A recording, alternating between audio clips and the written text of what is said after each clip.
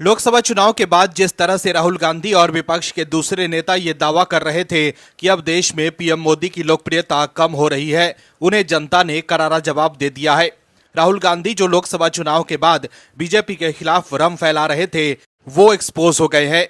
हरियाणा के बाद महाराष्ट्र की जनता ने भी बता दिया है कि उन्हें पीएम मोदी और बीजेपी पर ही भरोसा है और राहुल गांधी की बातों पर जनता को यकीन ही नहीं है। तो वहीं झारखंड के लोगों ने भी बड़ा खेला कर दिया है, जिससे हेमंत सोरेन की टेंशन बढ़ गई होगी।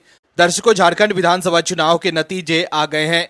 यहां हेमंत सोरेन के नेतृत्व वाली जेएमएम और उसके गठबंधन पार्टियों को 55 और एनडीए को 25 सीटें मिलती दिख रही हैं। बता दें कि झारखंड विधानसभा में कुल 81 सीटें हैं और यहां सरकार बनाने के लिए कुल 41 सीट चाहिए, लेकिन झारखंड में एक ऐसा खेला हो गया है जिससे हेमंत सोरेन की नींद गायब हो गई होगी।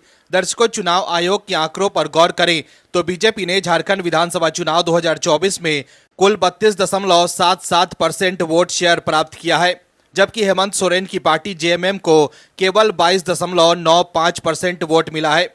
बीजेपी को हेमंत सोरेन की पार्टी जेएमएम से करीब 10% वोट अधिक मिले हैं।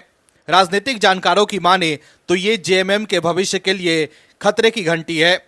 इससे पता चलता है कि सरकार में होते हुए भी राज्य में जेएमएम का वोट बैंक दरक रहा है। वहीं चुनाव आयोग के दोपहर 3 बजे के आंकड़ों पर गौर करें तो झारखंड विधानसभा चुनाव 2024 में कांग्रेस का वोट शेयर 15.70% है।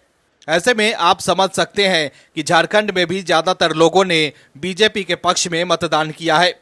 वोट फीसदी के लिहाज से बीजेपी हेमंत सोरेन की पार्टी जेएमएम से करीब 10% आगे है। ऐसे में राजनीतिक जानकारों की माने तो राज्य में बीजेपी प्रदेश अध्यक्ष और पूर्व मुख्यमंत्री बाबूलाल मरांडी की रणनीति के चलते यहां पार्टी का वोट शेयर में इजाफा हुआ है। चुनाव से 2 माह पहले ही हर बूथ पर पार्टी कार्यकर्ता की उपस्थिति ने यहां पार्टी के जनाधार को बढ़ाया है। इसके अलावा चंपई सोरेन के बीजेपी में आने से झारखंड मुक्ति मोर्चा का वोट बैंक छिटककर बीजेपी के पास पहुंच गया है।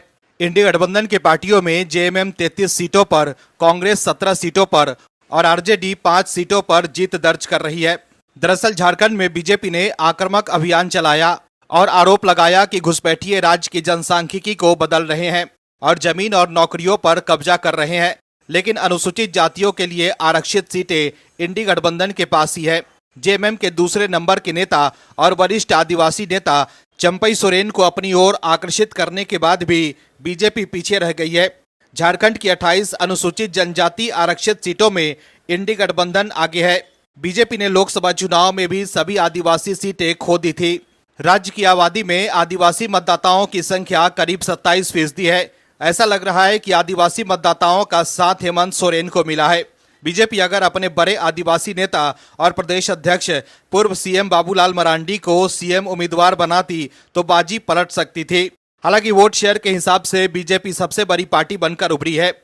वोट शेयर के हिसाब से बीजेपी हेमंत सोरेन की पार्टी जेएमएम से करीब 10% आगे है। Bureau report, OMH news. और भी वीडियोस देखने के लिए चैनल को सब्सक्राइब करें और बेल आइकन को दबाएं।